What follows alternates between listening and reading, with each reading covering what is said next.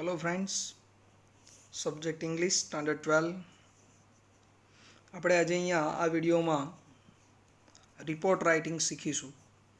તમારા સેક્શન ઈની અંદર જે લોંગ રાઇટિંગનો પ્રશ્ન આવે છે એમાં લાસ્ટ ક્વેશ્ચન તમારો જે પૂછાશે એમાં બે વસ્તુ હશે. એક ઈમેલ રાઇટિંગ અને એની ઓરમાં પૂછાશે તમને રિપોર્ટ રાઇટિંગ. તો ઈમેલ રાઇટિંગ પણ આપણે આગળ ભણાવી દીધું છે, શીખવાડી દીધું છે તમને. અલગ અલગ ઈમેલ કઈ રીતે લખવાના એના ફોર્મેટ સહિત સમજાવેલું છે તમને. હવે આપણે રિપોર્ટ રાઇટિંગ શીખીશું, બરાબર. થોડીક જો તમે આ ફોર્મેટ વ્યવસ્થિત તૈયાર કરી દો તો જો ઈમેલ આવડતું હોય તો ઈમેલ લખી શકો, અને જો ફોર્મેટ મોડે થઈ જાય તો તમે રિપોર્ટ રાઇટિંગ પણ બનાવી શકો છો, જાતે તૈયાર કરી શકો. રિપોર્ટનો અર્થ થાય છે અહેવાલ લેખન. તમારો ગુજરાતીમાં જે પૂછાય ને અહેવાલ લેખાય, એ જ રિપોર્ટ રાઇટિંગ છે. તો રિપોર્ટ એ શાની ઉપર લખાય? જે ઘટના થઈ ગઈ છે, બની ચૂકેલી છે, વીતેલી ઘટના ઉપર રિપોર્ટ લખાય, બરાબર. અને રિપોર્ટ લખવા માટે તમારે એનું લખાણ કઈ રીતે હોય? તો કોઈ પણ રિપોર્ટ તમે લખવા બેસો છો તો એ હંમેશા કયા ટેન્સમાં લખાય? તો એ હંમેશા ભૂતકાળમાં લખાય, કારણ વીતેલી ઘટના પર રિપોર્ટ લખવાનો હોય. તો એમાં વાક્યમાં તમે સાદો ભૂતકાળ, પૂર્ણ ભૂતકાળ કે ચાલુ ભૂતકાળનો ઉપયોગ કરી શકો. એની પેસિવ વોઇસની વાક્ય રચનાઓનો પણ ઉપયોગ કરી શકો છો, બરાબર. બને ત્યાં સુધી પેસિવ વોઇસની વાક્ય રચના ભૂતકાળની ઉપયોગ કરો તો વધારે સારું, એટલું વધારે એટ્રેક્ટિવ લાગે. કેવી રીતે લખાણ થાય? તો સૌથી પહેલાં જમણા ખૂણા ઉપર તમારે મારી દેવાનું છે સિટી લખવાનું છે, સિટી. એટલે રિપોર્ટ ક્યાંની છે, કઈ સિટીની છે એ લખી દેવાનું.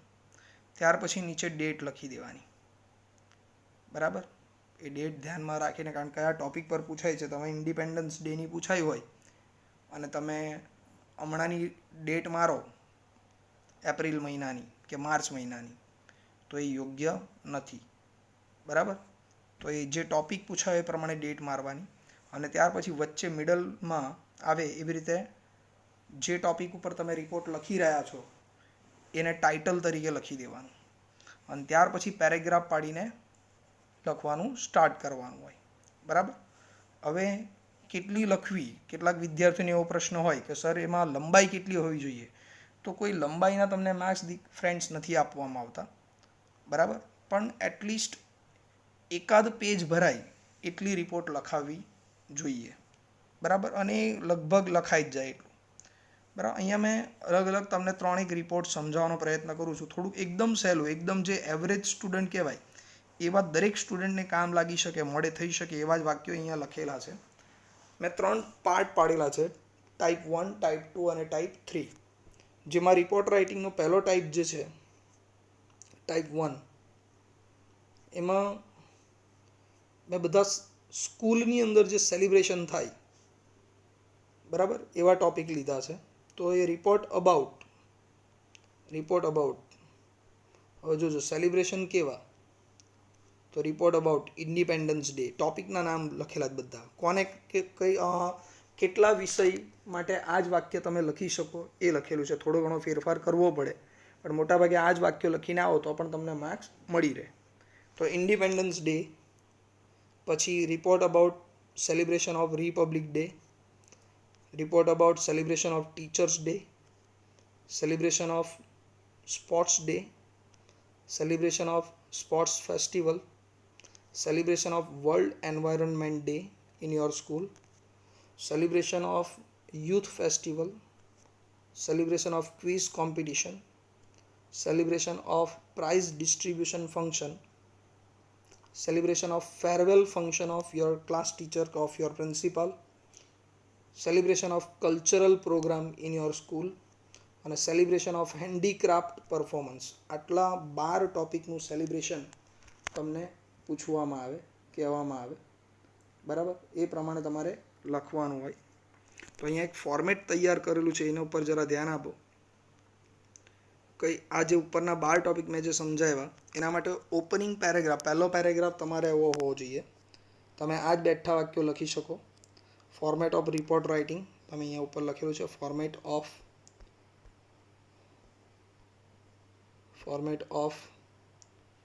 Report writing. તો સૌથી પહેલું વાક્ય તમારે લેવાનું,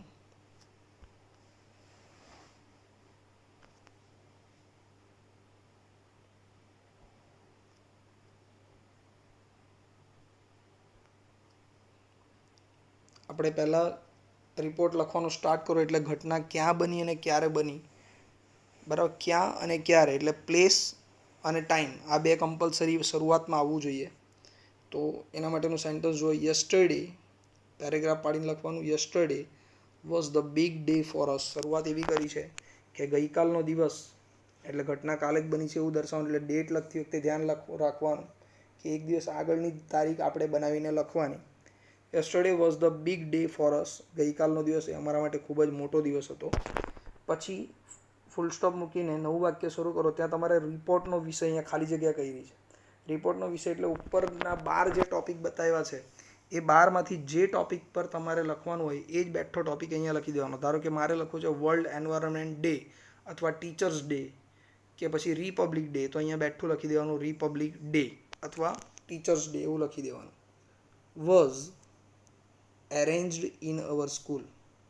તો જે ટોપિક છે એ ટોપિકનું સેલિબ્રેશનનું આયોજન અમારી સ્કૂલમાં કરવામાં આવ્યું હતું. It was started at 9 AM with prayers. હવે આપણા સ્કૂલમાં કાર્યક્રમો થતા એટલે તમને ખબર છે કે આવા સ્કૂલમાં જેટલા પણ સેલિબ્રેશન થાય તો એ કાર્યક્રમોની શરૂઆત પહેલાં પ્રાર્થનાથી, દીપ પ્રાગટ્યથી થાય. તો એવું જ એક વાક્ય લખી દીધું, ઇટ વોઝ સ્ટાર્ટેડ, આ કાર્યક્રમની શરૂઆત એટ 9 AM, 9 વાગે, સવારે 9 વાગે કાર્યક્રમની શરૂઆત થઈ. શાની સાથે? તો વિથ પ્રેયર, પ્રાર્થના સાથે શરૂઆત કરવામાં આવી. હવે કાર્યક્રમ હોય, સેલિબ્રેશન હોય એટલે મુખ્ય મહેમાન તો જોઈએ જ. તો હવે એક વાક્ય એવું બનાવી દો કે આપણે કોઈકને મુખ્ય મહેમાન તરીકે બોલાવેલા છે. તો મિસ્ટર ડેસ, અહીંયા ખાલી જગ્યામાં તમે કોઈનું પણ નામ લખી શકો, બરાબર. તમારા કોઈ મનગમતા શિક્ષકનું નામ લખી શકો, તમારા ફાધરનું લખવું હોય તો પણ ચાલશે, બરાબર. તમને કોઈક નેતાનું વગેરે કોઈનું નામ આવડતું હોય તો એ લખી શકો, બરાબર. પણ ધ્યાન રાખવાનું કે ફેરવેલ ફંક્શન સ્કૂલનું હોય તો એની અંદર તમે લખો નરેન્દ્ર મોદી મુખ્ય મહેમાન તરીકે આવેલા હોય તો એ નહીં આવે ફેરવેલ ફંક્શનમાં, બરાબર. એ ધ્યાન રાખવાનું. તો એક નામ લખી દેવાનું છે મુખ્ય મહેમાનનું. એ કોણ છે એની એક ઓળખ આપવાની. તો મેં અહીંયા એક સિમ્પલ બનાવેલું છે, the principal of KP commerce college, બરાબર. તમે એની જગ્યાએ લખી શકો મેયર ઓફ ધ સિટી, એવું પણ લખી શકો, the mayor of the city, બરાબર. The commissioner police of Surat city, બરાબર. The municipal commissioner of Surat city એવું પણ લખી શકાય. વોઝ ધ ચીફ ગેસ્ટ, બરાબર. આ વ્યક્તિ અમારા કાર્યક્રમના મુખ્ય મહેમાન હતા. ધ પ્રિન્સિપાલ, હવે કોણ કોણ હાજર હતા કાર્યક્રમમાં એ લખીએ સ્ટેજ પર. The principal, the teachers, the parents, the guest and the students were present. આ બધા પ્રોગ્રામમાં હાજર હતા, બરાબર. આચાર્યશ્રી, શિક્ષકો, વાલીઓ, ઉપસ્થિત મહેમાનો, આમંત્રિત મહેમાનો અને વિદ્યાર્થીઓ એ દરેક સમયસર હાજર હતા. After finishing the formalities a small inspiring speech was given by the chief guest. હવે શરૂઆતની જે ફોર્માલિટી હોય, પેલું મુખ્ય મહેમાનનું સ્વાગત કરવાનું, બરાબર, ફૂલ કે શાલ ઉડાડીને એવી રીતે, તો એ ફોર્માલિટીઝ પૂરી થયા પછી એક પ્રેરણાત્મક સ્પીચ અમારા મુખ્ય મહેમાન તરફથી અમને 2 શબ્દો કહેવામાં આવ્યા, બરાબર. Our principal also inspired us, અમારા પ્રિન્સિપલે પણ અમને પ્રોત્સાહિત કર્યા, બરાબર. Then some necessary instruction were given to the students, અને ત્યાર પછી વિદ્યાર્થીઓને કેટલીક અગત્યની સૂચનાઓ આપવામાં આવી. All were in jolly mood, બધા જ બહુ ખુશ, બહુ આનંદિત મિજાજમાં હતા, બહુ એમનું મૂડ બહુ સારું હતું. આ તમારો ઓપનિંગ પેરેગ્રાફ થઈ ગયો. ઉપરના 12 ટોપિકમાં તમે આવી શરૂઆત કરી શકો. હવે અહીંયા તમે જોઈ શકો છો કે વચ્ચે કેટલીક લાઇન્સ દોરેલી છે, ડોટેડ લાઇન્સ છે આ બધી. તો અહીંયા શું લખવાનું છે? અહીંયા 3 થી 4 જેટલા વાક્યો, 3 થી 4 વાક્યો અથવા 4 થી 5 વાક્યો તમારે વિષયને લગતા જાતે બનાવવાના છે, ટોપિકને લગતા, બરાબર. ધારો કે ઇન્ડિપેન્ડન્સ ડે હોય તો ઇન્ડિપેન્ડન્સ ડેમાં તમે એવું કહી શકો કે અમારા ક્લાસ ટીચરે દેશભક્તિ ઉપર એક પ્રેરણાત્મક સ્પીચ આપી હતી. તો our class teacher gave a inspiring speech on patriotism, એટલે કે દેશભક્તિ ઉપર એક પ્રેરણાત્મક સ્પીચ આપી હતી. બરાબર, કોઈ સ્ટુડન્ટની સ્પીચ બતાવી શકો? ખ્યાલ આવી ગયો? આવા 3-4 વાક્યો તમારે એ પ્રોગ્રામને લગતા જાતે ક્રિએટ કરવાના છે. બરાબર, ત્યાર પછી અંદર મિડલ પેરેગ્રાફ થઈ ગયા પછી તમારે એન્ડિંગ પેરેગ્રાફ આપવાનો છે. તો એ જુઓ. એમાં લખી દેવાનું છે students were given the medals and trophies and prizes. વિદ્યાર્થીઓને મેડલ્સ, ટ્રોફી અને ઇનામો આપવામાં આવ્યા. Winners were praised by the chief guest. જે વિજેતા હતા એમને મુખ્ય મહેમાનો દ્વારા પ્રોત્સાહિત કરવામાં આવ્યા, એમના વખાણ કરવામાં આવ્યા. દે વર ચીયર્ડ બાય ઓલ ઓફ અસ. એ બધાને અમે તાળીઓના ગડગડાટથી વધાવી લીધા. દે એક્સપ્રેસ ધ વ્યૂઝ અબાઉટ. હવે ફરીથી વિષયનું નામ લખી દેવાનું. એટલે કે ધારો કે ટીચર્સ ડે છે તો ટીચર્સ ડે, ઇન્ડિપેન્ડન્સ ડે છે તો ઇન્ડિપેન્ડન્સ ડે. બરાબર, એમણે આજનો જે કાર્યક્રમ હતો એના વિશે પોતાના મંતવ્યો રજૂ કર્યા. The winners promise two do their best in future. બરાબર, જે વિજેતા હતા એમણે ભવિષ્યમાં હજી વધારે સારું કરશે કામ એવા વચન આપ્યા. અહીંયા ધારો કે ટીચર્સ ડે છે અથવા ફેરવેલ ફંક્શન છે તો એમાં ન લખાય. ફેરવેલ ફંક્શનમાં લખી દેવાનું કે ભાઈ other teachers promised us to do their best in the future. બરાબર, બાકીના શિક્ષકોએ પણ એવું અમને વચન આપ્યું કે અમે પણ અમારું શ્રેષ્ઠ પ્રદર્શન આ શિક્ષક વિદાય લેતા શિક્ષકની જેમ આપીશું એમ. The day ended with a grand party. દિવસનો અંત એક ભવ્ય પાર્ટી સાથે કરવામાં આવ્યો. Really it was a memorable day for us. ખરેખર અમારા માટે આજનો આ દિવસ એ ખૂબ જ પ્રેરણાત્મક, બહુ આનંદદાયક દિવસ હતો, યાદગાર દિવસ હતો. After taking a group photo we departed. અને એક ગ્રુપ ફોટો લીધા પછી અમે બધા ત્યાંથી છૂટા પડ્યા. ખ્યાલ આવી ગયો ફ્રેન્ડ્સ? તો આ થઈ ગઈ તમારી રિપોર્ટ 1, પહેલી રિપોર્ટનું ફોર્મેટ. બરાબર છે? તો આઈ થિંક આને વ્યવસ્થિત નોટબુકમાં જો તમને એક પેમ્પલેટ બી પ્રોવાઈડ કરાવેલું છે, એની ઝેરોક્સ કરી લેજો. આ જ પેમ્પલેટ તમને પ્રોવાઈડ કરાવેલું છે, તમે એની ઝેરોક્સ કરાવી લેજો.